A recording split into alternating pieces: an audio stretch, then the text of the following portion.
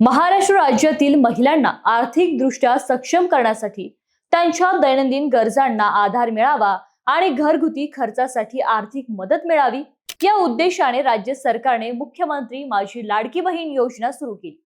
या योजनेअंतर्गत पात्र महिलांच्या खात्यात दरमहा 1,500 रुपये जमा केले जातात।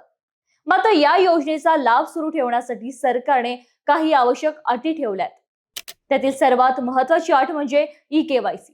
राज्यातील अनेक महिलांना तांत्रिक अडचणी, कागदपत्रातील त्रुटी किंवा इतर कारणांमुळे वेळेत ई-केवायसी पूर्ण करता आली नव्हती। त्यामुळे अनेक लाभार्थी महिलांमध्ये लाभ बंद होईल की काय अशी चिंता होती। मात्र अशा लाखो महिलांसाठी मोठा दिलासा देणारा निर्णय घेण्यात आला आहे। राज्य सरकारने ई-केवायसी पूर्ण करण्यासाठी तब्बल 6 महिन्यांची मुदतवाढ दिली आहे। आता ही मुदतवाढ नेमकी कोणासाठी आहे, ई-केवायसी कशी करायची आणि वेळेत ई-केवायसी पूर्ण न केल्यास काय होऊ शकतं, जाणून घ्या या व्हिडिओच्या माध्यमातून।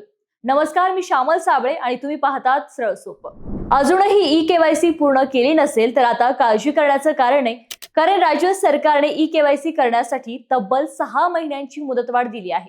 मात्र ही मुदतवाढ मिळाली म्हणजे काम पुढे ढकलायचं असा गैरसमज करून घेऊ नका, कारण तुमच्या खात्यातील योजनेचा लाभ अखंडित सुरू राहण्यासाठी ई-केवायसी करणे अत्यावश्यक आहे।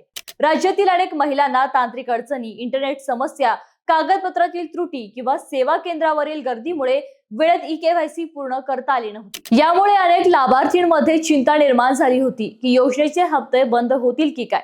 याच पार्श्वभूमीवर राज्य सरकारने मोठा निर्णय घेतला असून ई-केवायसी करण्यासाठी आणखी 6 महिन्यांची मुदत दिली आहे। पण लक्षात ठेवा, ही मुदतवाढ म्हणजे ई-केवायसी टाळण्याची संधी नाही, तर उर्वरित पात्र महिलांना प्रक्रिया पूर्ण करण्याची शेवटची संधी आहे। जर ई-केवायसी वेळेत पूर्ण केली नाही तर भविष्यात योजनेचा लाभ मिळण्यात अडचण निर्माण होऊ शकतात।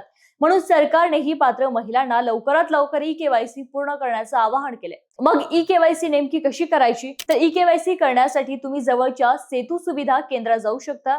दुसरा म्हणजे आपले सरकार सेवा केंद्र किंवा अधिकृत सुविधा केंद्राची मदत घेऊ शकता। आणि तिसरा म्हणजे ज्या ठिकाणी ही सेवा उपलब्ध आहे तिथे आधार पडताळणीद्वारे ई-केवायसी पूर्ण करता येते। आवश्यक कागदपत्रांमध्ये सामान्यतः आधार कार्ड आणि नोंदणीकृत मोबाईल क्रमांक लागतो। स्थानिक केंद्रांकडून इतर आवश्यक कागदपत्रांची माहितीही घ्या। जर तुमच्या घरात, नातेवाईकांमध्ये किंवा शेजारी पाजारी लाडकी बहीण योजनेच्या लाभार्थी महिला असतील तर त्यांच्यापर्यंत ही माहिती नक्की पोहोचवा। ई-केवायसी पूर्ण करा आणि योजनेचा लाभ अखंडितपणे सुरू ठेवा। बाकी तुम्हाला हा व्हिडिओ कसा वाटला मला कमेंट मध्ये नक्की कळवा। आणि अशाच विविध माहितीपूर्ण व्हिडिओसाठी आपल्या सरळ सोपं या पेजला फॉलो आणि सबस्क्राईब करायला विसरू नका।